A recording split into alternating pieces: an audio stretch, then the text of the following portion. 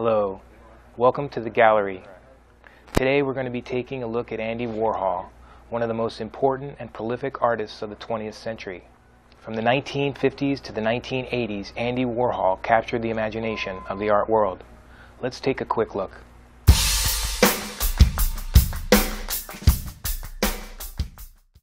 Andy Warhol was born Andrew Warhol, August 6, 1928, in the urban surroundings of a smoky, industrial Pittsburgh, Pennsylvania. His parents immigrated from what is now known as Eastern Slovakia.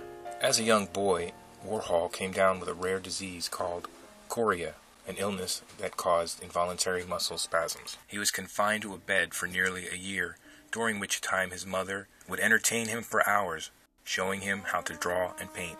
Warhol would later describe these years as the most formative of his artistic career. Warhol's father died the same year that Andy entered high school. His father had saved for him to attend college. At the age of 16, Warhol was accepted at Carnegie Institute of Technology. He became an art director of Kano, the university magazine, where his first published works appeared. After graduating with a Bachelor of Visual Art, Andy moved to New York City and began a career in commercial art, where he perfected his blotted line technique while working as an illustrator for several magazines, including Vogue, Harper's Bazaar, and The New Yorker. Throughout the 1950s, Warhol enjoyed a successful career as a commercial artist, winning several commendations from the Art Directors Club and the American Institute of Graphic Arts. During this period, he shortened his name to Warhol. The early 1960s marked a turning point in Warhol's prolific career, with Warhol devoting more energy to painting. His first attempts at what would be later known as pop art were painted images based on comics and advertisements.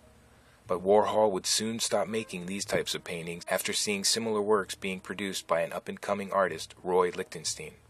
Instead, he was inspired by a friend to paint 32 Campbell's soup cans, which subsequently caused a sensation in the art world and marked the beginning of Warhol's celebrity. He began a sequence of artwork that captured the imagination of the art world. His style gravitated toward the machine-printed, repeated image, and his goal became to eliminate any sign of his hand in the artistic process. Warhol became the first to combine photography, painting, and the modern printed image to portray the popular culture of his time. Because of his unique artistic perspective, Warhol became a part of New York's celebrity scene, and by the mid-1960s was a frequent presence in magazines and the media. In 1965, Warhol announced his retirement from painting to concentrate on filmmaking. In the 1970s, Warhol again renewed his focus on painting and worked extensively on a commissioned basis, both for corporations and for individuals whose portraits he painted. Warhol began the 1980s with the publication of Popism, the Warhol 60s. He also began work on Andy Warhol's 15 Minutes, which appeared on MTV, a half-hour program featuring celebrities, artists, musicians, and designers, with Warhol as the host. He produced several paintings in collaboration with other artists, including Keith Haring, Jean-Michel Basquiat, and Francesco Clemente. One of Warhol's final art exhibitions was his series of The Last Supper. The show opened in Milan, January 1987, just 1 month before his death. Warhol was a prolific artist, producing a large body of work from the 1950s to the mid-1980s.